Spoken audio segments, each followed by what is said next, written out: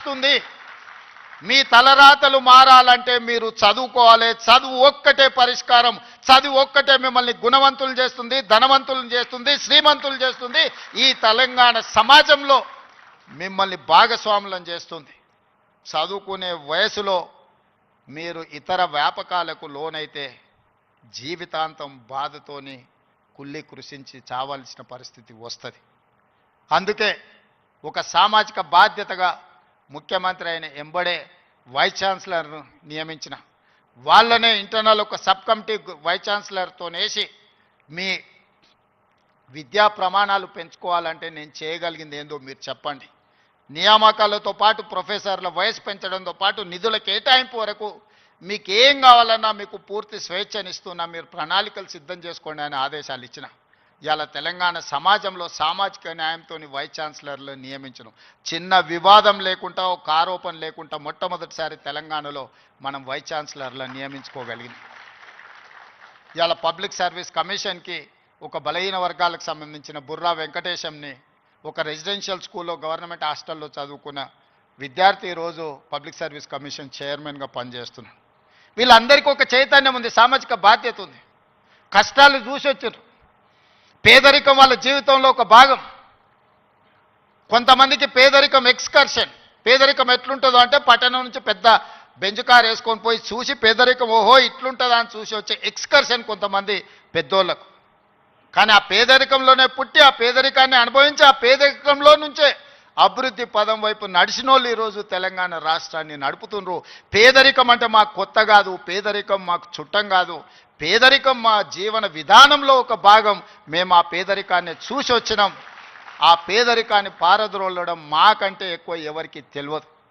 ఎవరి మీద మనం ఆధారపడాల్సిన పని లేదు. అన్ని శక్తియుక్తులు, తెలివితేటలు, అధికారం నిర్ణయించే శక్తి మన దగ్గర ఉంది.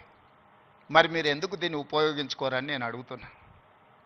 ఇవాళ నేను ఉస్మానియా యూనివర్సిటీ ఇక్కడికి రాని విద్యార్థులకు నేను సూచన చేయదలుచుకున్నా. మీకు వ్యతిరేకంగా నిర్ణయాలు చేసేటోళ్ళు, మీకు నష్టం కలిగించేటోళ్ళు, మిమ్మల్ని కష్టపెట్టినోళ్ళను మీరు వ్యతిరేకించండి, నిరసన తెలపండి.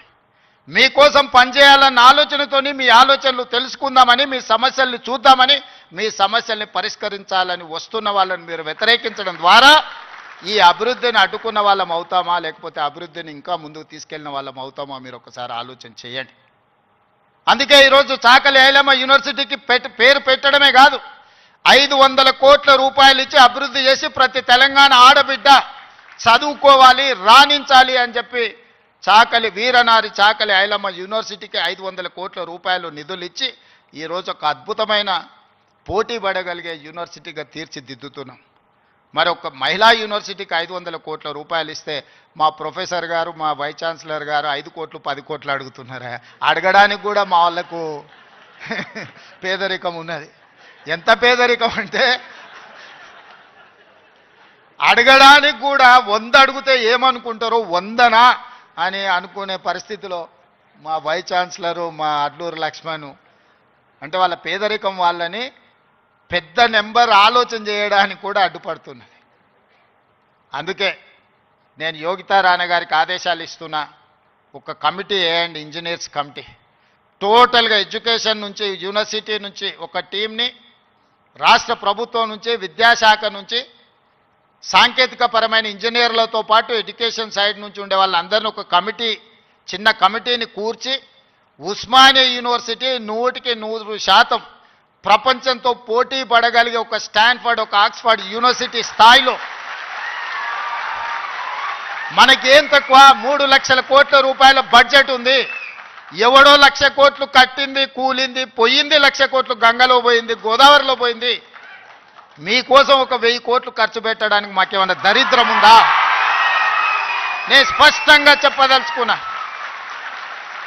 ఈ సంవత్సరం విద్యాశాఖ కోసము 40,000 కోట్లు ఖర్చు పెట్టిన 40,000 కోట్లు ఈ సంవత్సరం young India integrated residential schools 100 నియోజకవర్గాల 100 young India integrated residential schools, ఒక్కొక్క స్కూల్కి 25 ఎకరాల స్థలం, 200 కోట్లు, 20,000 కోట్ల రూపాయలు ఈరోజు యంగ్ ఇండియా ఇంటిగ్రేటెడ్ స్కూల్స్కి నేను సంతకం పెట్టి ఇచ్చిన. యంగ్ ఇండియా స్కిల్స్ యూనివర్సిటీకి 500 కోట్లు పెడుతున్నాం.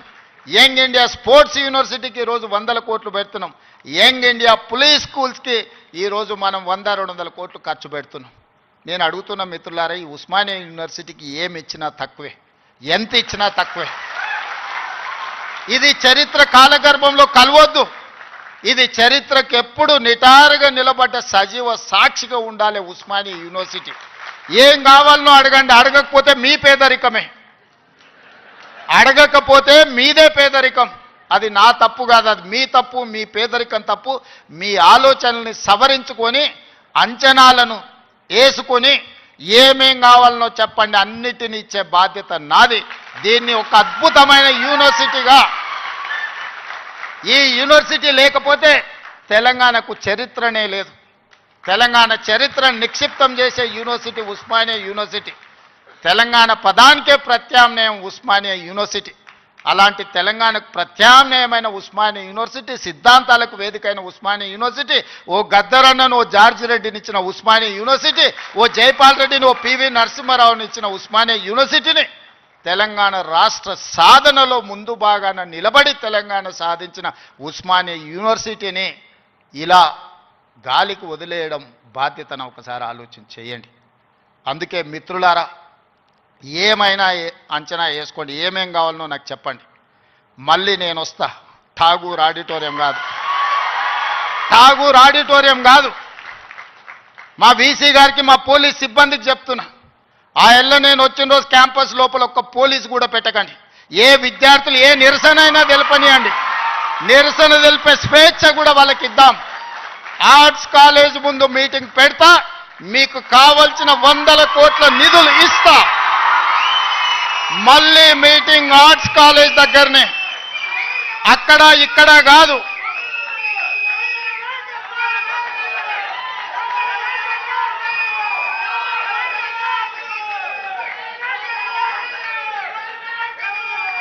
ఆర్ట్స్ కాలేజ్కి వచ్చిన రోజు డీజీపీ గారికి, సిటీ కమిషనర్ గారికి నేను ఆదేశాలు ఇస్తున్నా, ఒక్క పోలీస్ కూడా క్యాంపస్ లోపల ఉండొద్దు, నేను వస్తా.